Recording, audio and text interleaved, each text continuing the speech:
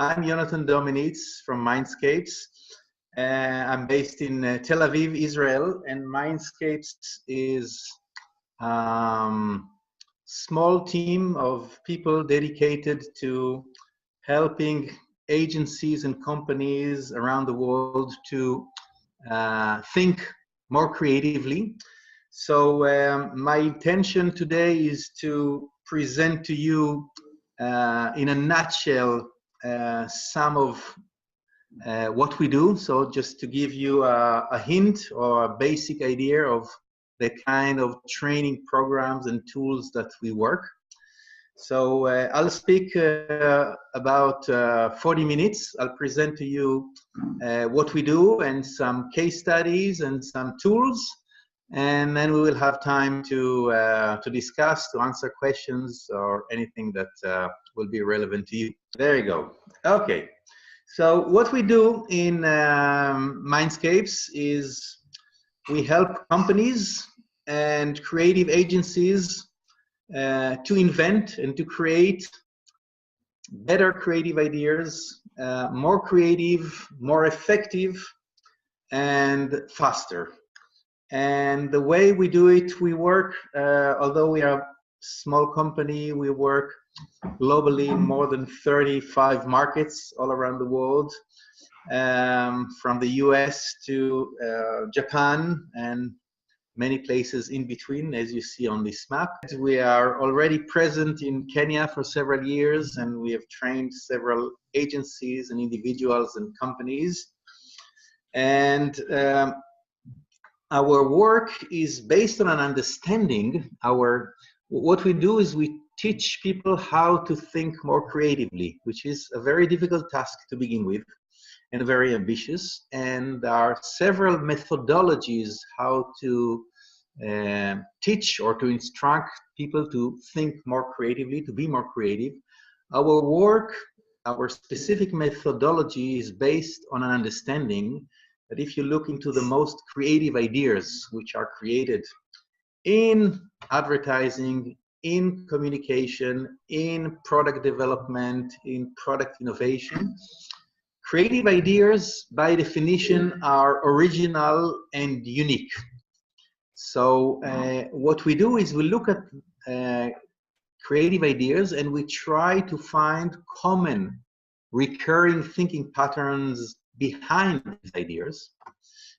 So we scan a lot of and we analyze a lot of new ideas every year, and we see that although creative ideas are very different, still there are some recurring patterns. So we classify those patterns, we identify them, we analyze them, and then the patterns that we see relevant and helpful, we transform them into active thinking tools, so that people who need a lot of resources of inspiration on the one hand and clear creative direction, how do you channel your mind when you have a problem, when you have a creative challenge, when you have a marketing challenge? People can use those tools to direct their minds into areas that experience shows is very fertile with new creative possibilities. So our tools, we can divide our thinking tools into three main categories. On the left-hand side, you see, we call it creativity to discover. And these are tools that help us to develop, to reveal, to uncover new insights, consumer insights, marketing insights, human insights, based on which we can create new marketing strategies, new products, and new briefs or new marketing and communication campaigns. So the first section is insight tools, and I will present to you today an example of an insight tool. The middle, the second class is innovation, and there are some tools that help us to come up with new innovative ideas for products, for services, or for campaigns. And we will see today another example of innovation thinking tool. And the third category is creativity to deliver. And these are tools that help was to create a communication idea, an advertising idea, a social media idea, a PR idea. How do you communicate once you have a message, once you know what is your product, what is your brand, what does a brand stand for, what is the insight? How do you come up with an innovative, creative story, creative idea that will deliver and carry your message to the hearts and minds of consumers? So these are the three areas. And just to give you an example, every year we analyze more than 1,500 ideas that win in international festivals like Cannes Lions, one of the big festivals. And about 2/3 of the ideas that win in Cannes, we can understand and recognize what is the creative pattern, thinking pattern behind this idea. What is more interesting is when we scan and analyze only the Grand Prix and the gold lines, meaning the top of creative ideas which are created, the amount of ideas that you can find one of those patterns goes to above 80% and sometimes 90%, which is very shocking. Many people believe that the more the idea is creative, the more it is an out-of-the-box thinking, a disruptive thinking that nobody ever applied. But experience shows it is the opposite. The more the idea is creative, the more likely the creator of the idea, either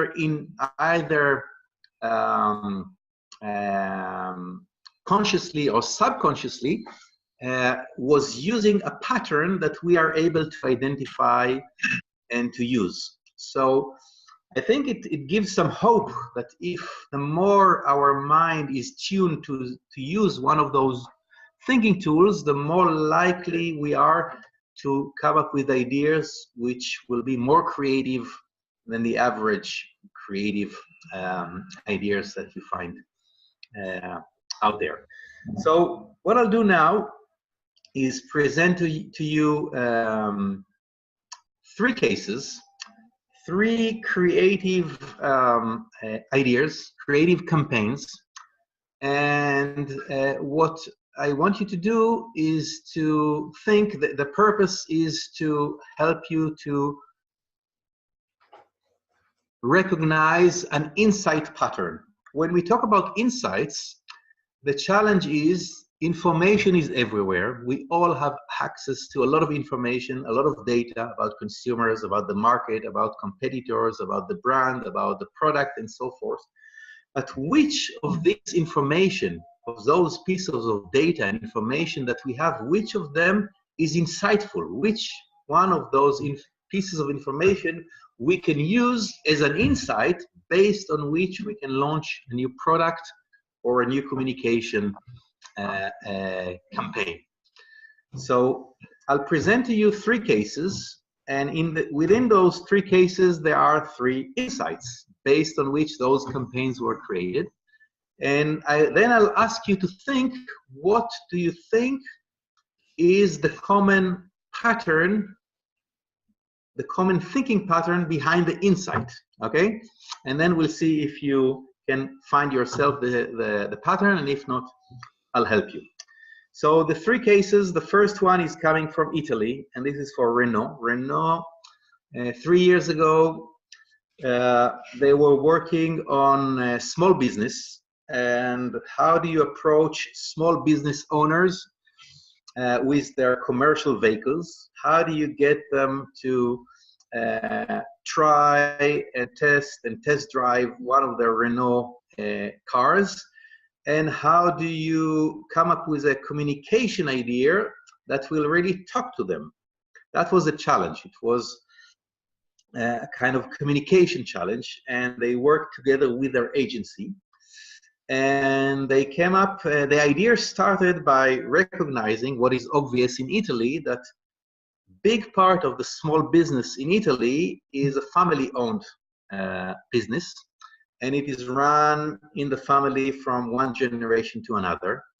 And this is already known. It's not the insight, but the insight was looking further at the kind of relationships that there is within those family-owned businesses. And this is this idea which is called the Business Booster application. Take a look.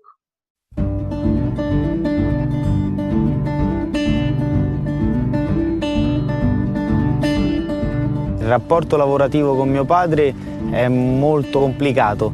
Ho imparato a stare zitto. No, io ho imparato a stare zitto, perché sennò dovremmo stare a chiacchierare alla fine della mattina alla sera. Ogni volta che è così, prendi e te ne vai. Cercate un altro.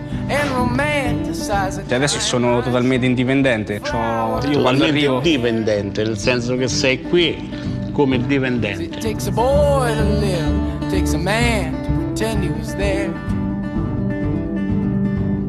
Me and my eyes, me and my heart, me and my eyes, me and my heart. So now I think that I can love you back, and I hope it's not too late, 'cause you're so attractive and the way you move, I won't close my eyes.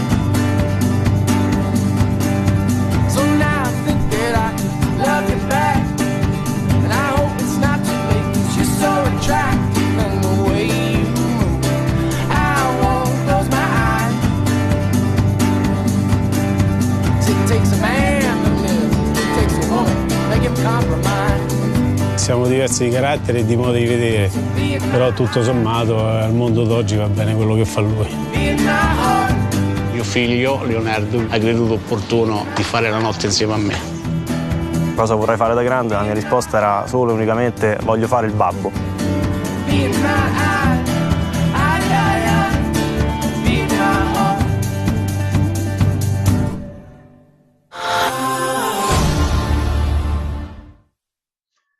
This campaign was a huge success. Actually, they launched a new application that connects father and son, connects them, but also separate them. And the idea was, if they cannot manage together, they can manage separately the business, and if separate is better. And it was a huge success. It was the most successful campaign ever in Italy, 40% increase in commercial vehicles versus previous years. And the most #1 vehicles sold in Europe that year. So this is the first case. The second case is coming from Japan, from a small or mid-size burger chain called Freshness Burger. And they launched already a couple of months before a huge new burger that you see here, my mouth-watering huge burger. And they started to promote it and to sell it in their restaurants. And they realized that males love this product and eat it and consume it, but women hardly approach it and they don't try it. And they started to check out why. And they came up with a beautiful insight based on which they came up with this idea, which is called Liberation Whopper. Take a look. Freshness Burger, a national hamburger chain in Japan, faced a challenge. Classic Burger, their largest offering, was the one least chosen by female customers. Why? For Japanese women, having an ochobo, small and modest mouth, is regarded as attractive. In public, a large open mouth is regarded as ugly and rude. It is therefore considered good manners to cover the mouth when opening it. This means they are denied the wild pleasure of taking mouth-sized bites of this big tasty burger freely in public. Freshness Burger decided to challenge this convention, freeing women from the spell of the ochobo mouth. We introduced the Liberation Wrapper, a large wrapper that lets women fulfill their desire for a big, juicy, mouth-sized bite of a classic burger. that is for everyone. Result: the campaign was a big and instant success.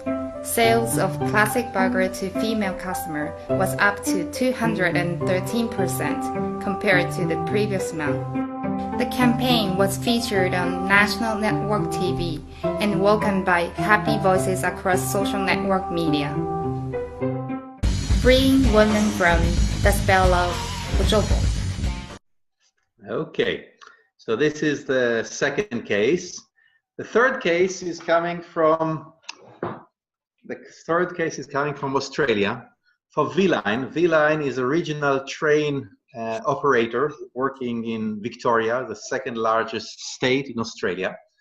And they wanted to increase sales of tickets between the big cities and the country. And they thought, what can we do? How can we attract more customers to use our V-Line trains? And they worked together with their advertising agencies. And they were trying to find some insights. What could they do in order to make people consider and use more the trains? And the insight that they came is an amazing one. I'll show you the campaign. And they created, let's say they created the insight was not only help them to create a communication idea, it's actually helped them to create a whole new product line, which is called guilt trips. They found out that many young people, when they grow up and they finish graduate high school, they leave their towns and villages and they go to the big city to work or to study. And although their family, their parents miss them and they feel that it is a good thing to go and visit them, let's admit it, it's more fun when you are young to stay on the weekend with your friends than to go to visit your old mom and dad in the country. Anyway, they thought that with some good old Judeo-Christian guilt, they would license some heavy guilt on them. And by doing so, they would encourage them to visit more often. And they came up with those guilt trips. Take a look at this case. Country towns in Australia have a problem. Their young people leave for the city and never come back. One train operator, V-Line, set out to help mums and dads in country towns bring their kids back to visit, and sold a whole lot of train tickets to boot. The guilt trip was a prepaid ticket back home that parents could send to their kids who live in the city. But it was much more than just a ticket. I understand. I know the pub must be so much more fun than visiting your mum and dad. It was a way for parents to lay some serious guilt onto their kids. Every ticket came with a message to hit kids where it hurt. Stephen, it's your mum who raised you from birth. If you can find the time to visit, here's a train ticket back home. Parents were given all the tools they needed to send guilt trips. Instructional guidebooks were sent to families in the country, along with how-to videos. Always start with a positive. Oh no, I'm fine. And end with a negative. Sometimes I get quite lonely. Paid media also spread the word.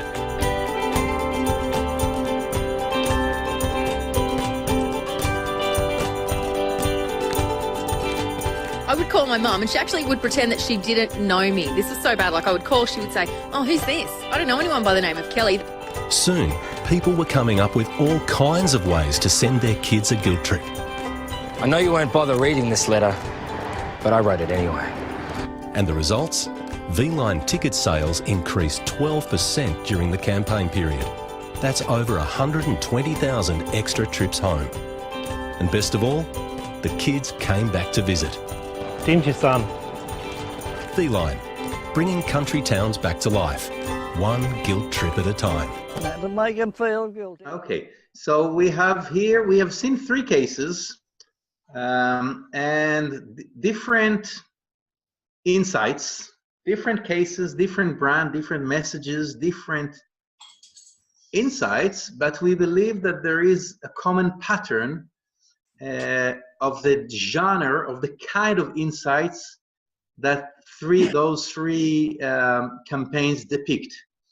Can you sense what is the common pattern behind the three insights? I'll help you. We call it search for conflicts. In the three cases, the insights is actually a conflict. Let's talk about the Renault case. There is a conflict between dad and son. They don't get along very well together. They want to be good, they run a good business, but actually they fight between them most of the time. Women in Japan have a conflict between respecting the tradition and being polite in public, and their wish to have a great burger, which means opening a big mouth in public. And kids, young people in Australia, they feel guilt because they are torn between the wish to be a good son and visit their parents on the one hand, and on the other hand, what they actually want to do is spend the weekend with their mates in the city. So we point out this tool helps us when we look for insight. It asks us, where is the conflict? Try to identify a conflict. Why a conflict can be such a powerful insight? Because when we have conflicts, and unfortunately each one of us has several conflicts, if not more.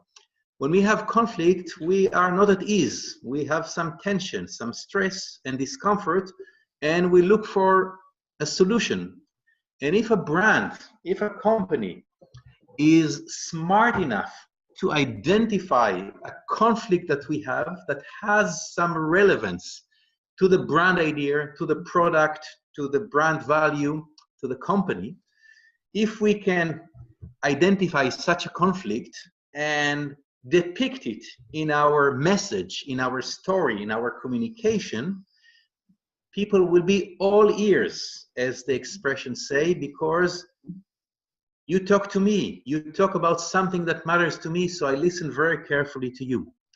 So therefore, if we identify such conflict and we put the light on it in the communication, not necessarily solving the conflict, but at least putting a light on it and being sympathetic with it, the chances that people will listen to us are enhanced, and the chances that we will become more relevant and meaningful and credible for people is enhanced. And this is what we look in marketing and in communication. So the idea to use this tool is to bring to mind what is the product or service that we are offering. What is the brand idea, the brand world? What does the brand stand for? What are the brand values, and what is the brand purpose? Hopefully we have one. And then let's try to look for insights, for conflicts, specific conflicts, conflicts regarding views, beliefs, values, desires, emotions, needs, or behaviors that people may have in relation to this product, to the brand idea, to the brand values. And then we have a map. We list down all conflict that we have in regards to our brand, our product, our brand idea. And then we try to see how can we incorporate the insight, and based on the insight, create a communication. So this is search for conflict.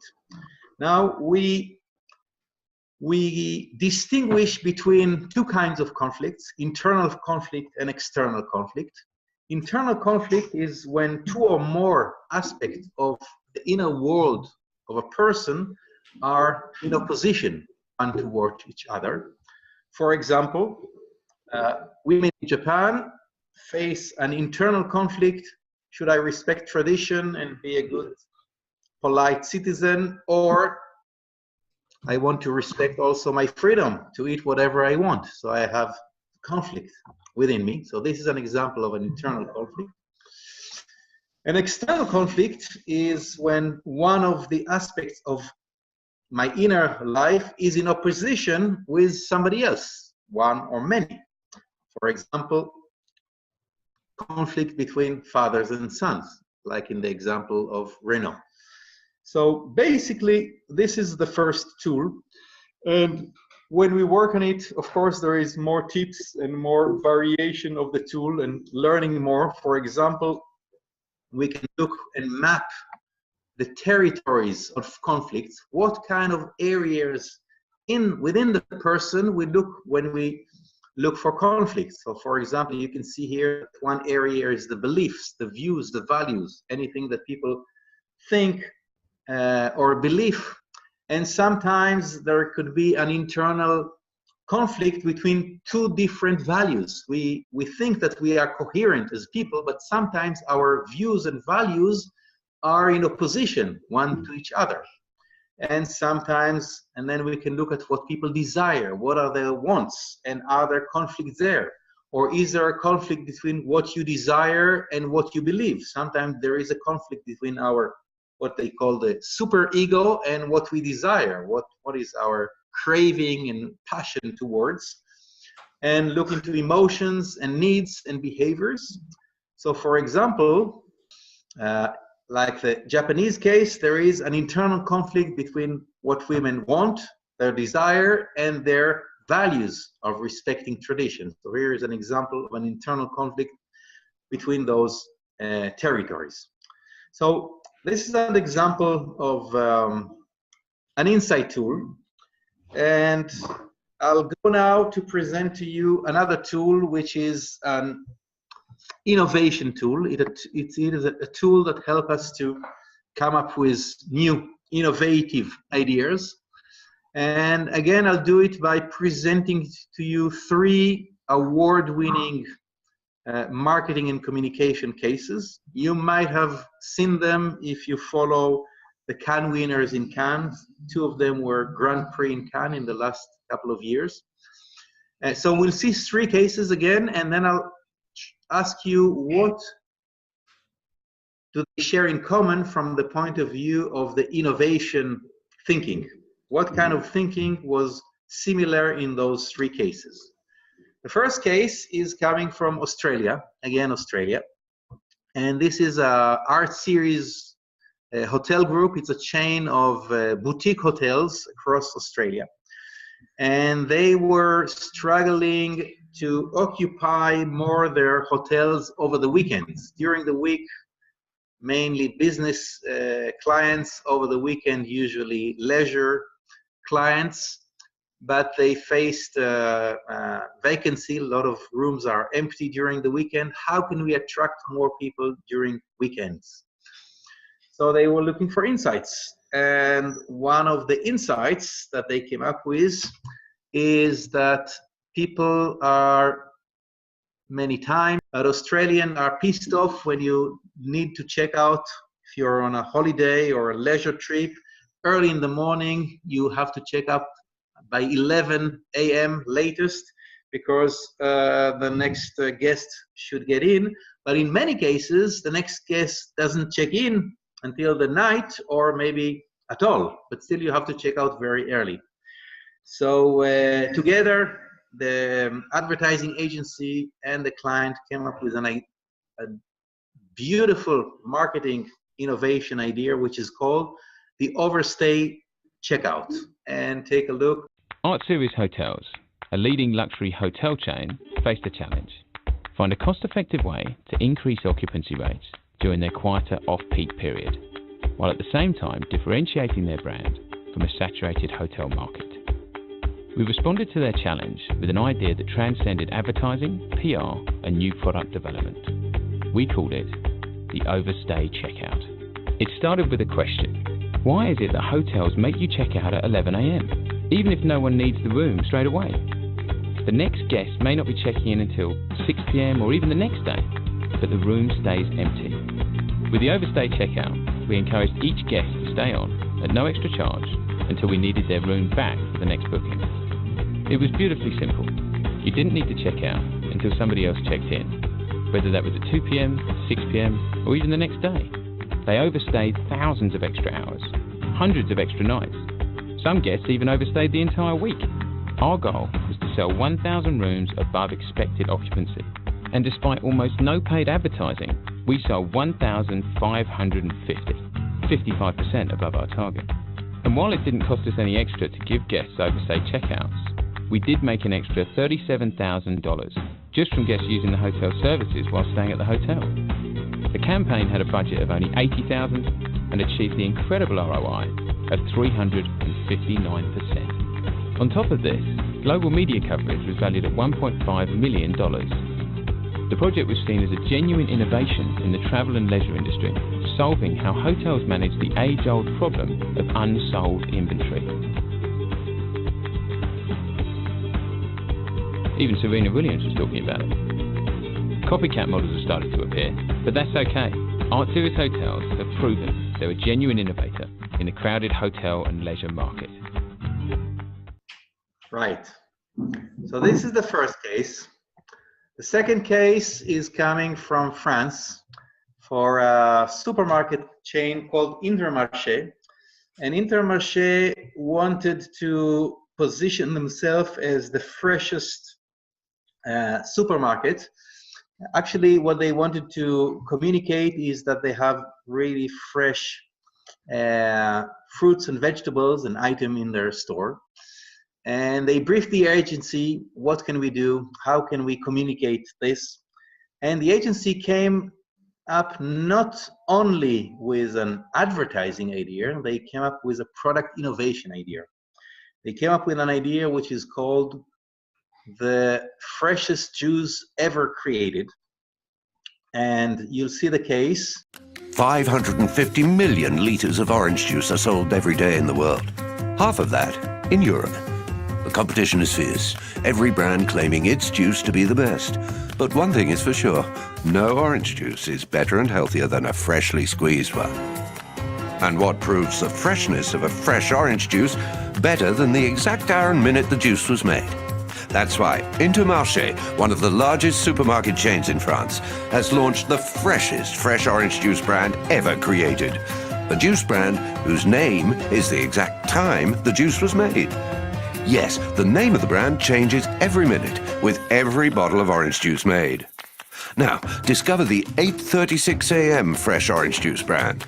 The 8:36 a.m. fresh orange juice brand was created at exactly 8:36 a.m. The oranges were squeezed at 8:36 a.m. The bottle was labeled at 8:36 a.m. and brought to the dedicated aisle, and the process was exactly the same for the 8:37, 38, 39 a.m. brands and so on. They were made live in store to adapt to demand and avoid any waste. This new fresh orange juice brand was launched with a whole integrated campaign, making fun of our competitors and their pseudo-traditional way of making orange juice. Discover this juice unequaled since 5:43 p.m., born out of the courage and obstinacy of a woman who squeezed and squeezed for endless seconds to create this extremely fresh juice envied by the whole world since 5:43 p.m. People liked the freshness of the juice, so much so that in the first 3 days of the campaign, our fresh orange juice sales multiplied by 4,600% per store, and overall in-store traffic increased by 25%. And the media liked the freshness of the idea. 50 million media impressions were generated in the first 3 hours of the launch, and the hashtag Le Jus le plus frais, the freshest juice ever, has spread quickly over the web. Finally, at the very moment you're watching this video, a whole new brand of orange juice is actually being created. The freshest fresh orange juice brand ever made. Okay, thank you. So this is the second case. The third case is coming from Spain, and this is a theater in Spain who is producing and showing stand-up comedies.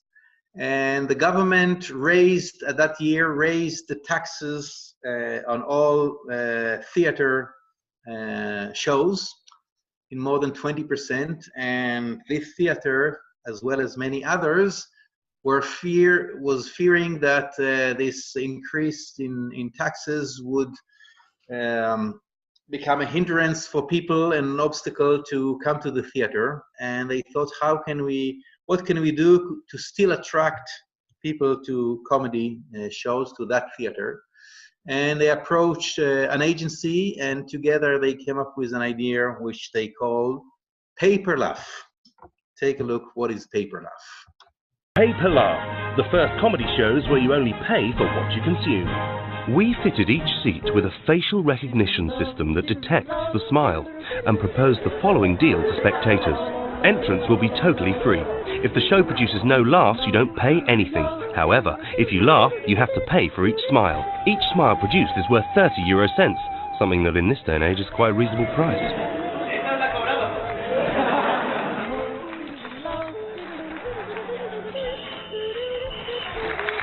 At the end of the show, the spectator could check their laughter account before paying and even share it on social networks. And so that no one would cry for having laughed more than they could afford, the maximum amount to pay was 80 laughs for 24 euros. The average price of the ticket increased by 6 euros. The system was covered by the main national media outlets, and this produced 35% more spectators. Each Paper Laugh show produced 28,000 euros more ticket money than was normally taken. Currently, the system is being copied in other theatres in Spain. A mobile phone app was created as a system of payment, and the first season ticket was launched for the number of laughs, not shows. We should also not write off the paper cry or paper what the fuck system. What the fuck? What the fuck? Okay, so three ideas, different ideas. Now we talk about the innovation, the creative idea behind the innovation. In those three ideas, they invented something that wasn't there before. The overstay checkout, the Paper Laugh, and the freshest juice ever created. When you think about those three innovative ideas, can you find something similar, common in the creative idea itself, in the mechanics of the creative ideas? Okay, I'll help you. We call it dynamic connections. The three ideas, what they share in common, they create new connections and dynamic connections between variables or between things in the system that were never connected before. And those innovations are based on those new dynamic connections. For example, the overnight checkout is the first time they connected in the history of hotels all over the world. They connected the time of checkout of a new guest with the extra free time that they give to the old guest. In the freshest juice, for the first time, they connected the name of the brand was connected to the time of production. Before that, and everywhere when we go to marketing schools, if we go to marketing schools, universities, they tell us, don't touch the brand. The brand is the holy grail. Don't touch it. So we never touch the brand, and it makes sense many times, but if it is a private label store and everything in the store or majority of the items are anyway private label, the name of the brand is not so important, and the time of production, when you want to communicate the freshness of the juice, is much more relevant. So creating a connection whereby the time of production is connected to the brand name, and actually it is the brand name, the exact minute, hour and minute that the juice was squeezed. And Paper Laugh, again, comedies and theater exist for hundreds and maybe thousands of years, and never before the price was connected to how much you enjoy the spectacle that you go. And here they created this innovative idea whereby the price is connected and dependent on how many laughs, how many times you enjoyed the show. So this tool helps us to look at a system as a web of variables. We will talk about what is a variable and how do you play with variables. And so to scan and to see what are the variables that we have in a system, in a product, in a supermarket, in a juice, in a theater, and how we can play with those connections to connect things that were never connected before, and creating dynamic connections. By this, adding new values, new benefit, new experiences for people, and by this, reinforcing the brand name in an innovative way. And that's the idea, not just creating innovation for the sake of innovation, but in order to make the brand and the product more relevant and meaningful for people's life. That's what the innovation is about.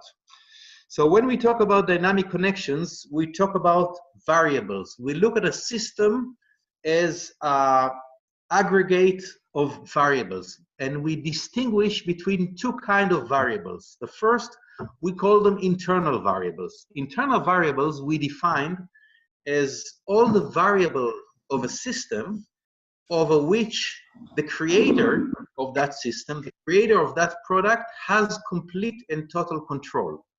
For example, if we are a company who produce orange juice, we can control the price. We can control the size of the product. We can control the origin of the oranges. We can control the temperature of the product in the store. So all the variables that we have a total control, we call them internal variables. And we make a list of all those internal variables. However, there are a lot of variables that we wish we could control, but we cannot control. For example, we cannot control the age of the drinker. We cannot control the size of the mouth of the drinker. We cannot control the time that the person would drink. We can control maybe the time that he would buy, but not the time that he would drink it. So all the variables that we cannot control, but we want to influence, we call them external variables.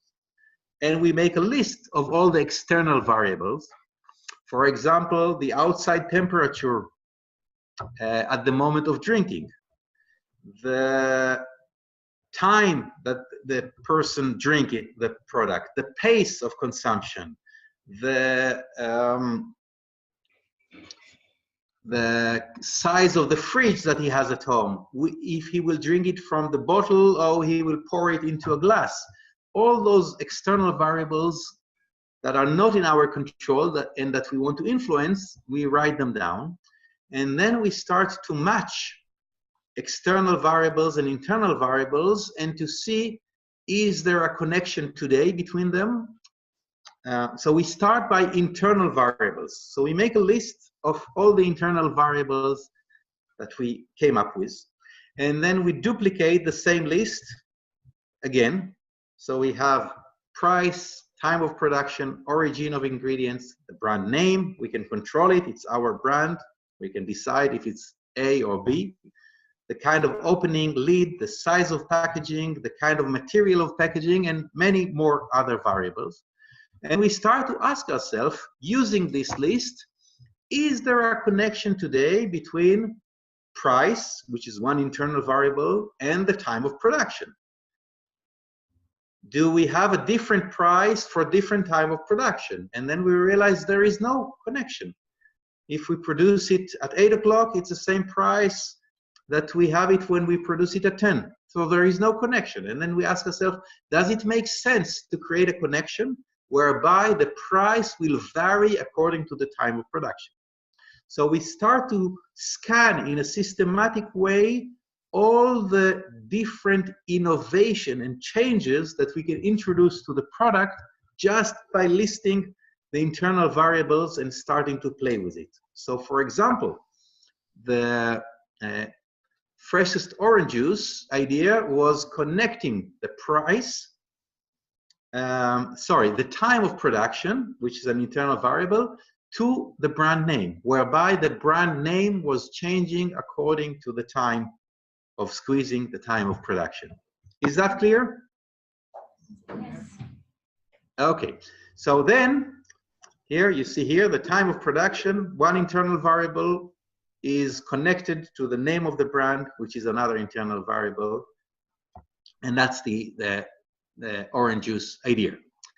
Then what we do is we change the internal variables with the external variable, and we start to compare and to play internal against external.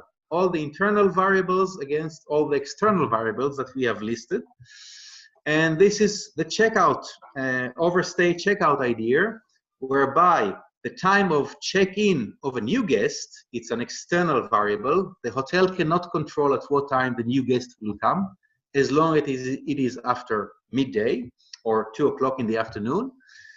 So external variable was played against an internal variable, which is the extra free time that the old guest is granted, thereby giving old guest opportunity to stay for free as long as a new guest has not yet checked in. And this is a beautiful marketing idea, which you saw helped them to increase sales in 359%, and to sell $37,000 of extra products in the hotel, in the coffee and the bar, just because all guests stayed much longer. So Paper Laugh is again playing an external variable, which is numbers of laugh. We cannot control how much people will enjoy, but we can control the price, which is an internal variable, and that's the Paper Laugh. You pay for the exact quantity of laugh that you had. So that's it. We have seen here 2 different tools. One, search for conflict. It's 1 out of 6 insight tools that we have, and dynamic connection is 1 innovation tool out of 6 innovation tools that we have. Just to wrap it up and then give you time to ask questions. Usually in the program that we will have in early April in Nairobi, there will be a whole day for insights. We will see several different insight tools backed up with a lot of case studies, a lot of inspiring cases. And each time when we will learn a tool, we will implement it on a real marketing and communication challenge, so that you will be able not only to see the tool, but actually to practice it and to work on it and to see how it helps you to come up with new insight ideas, so that to expand your capabilities of revealing new insights. And the second day will be on innovation, and we will learn several innovation tools like the dynamic connections. And again, we will apply it to some marketing briefs and challenges, so as to see how it helps us to create innovative ideas, not only in theory, but actually in practice. This is what I intended to present, so I'll be very happy to hear some feedback and any questions that you wish to ask, please.